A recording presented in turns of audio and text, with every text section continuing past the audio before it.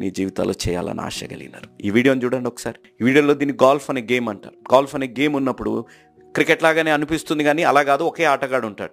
ఈ గోల్ఫ్ అనే గేమ్లో మీరు గమనిస్తే ఈ వ్యక్తి బాల్ని కొడితే మీరు ఊహించండి, ఆ బాల్ చిన్నప్పుడు రాళ్ళు కొట్టేవారం మేము. రాళ్ళు కొడితే 2 అడుగులు వెళ్ళేది అంతే. 2 అడుగులు వెళ్ళాక మునిగిపోయేది ఇలానికి కొడితే.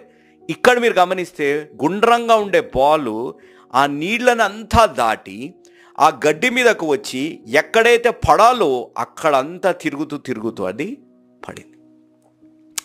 దేవుడు నీ జీవితాల్లో కూడా నీళ్లు లాంటి పరిస్థితులు, దాటలేని పరిస్థితులు, నీ జీవితాల్లో దూరం కాని భేదాభిప్రాయాలు, నీ జీవితంలో దూరం కాని మనసుపర్దాలు ఈ సమయంలో నీ జీవితాల్లో ఉంటాయి.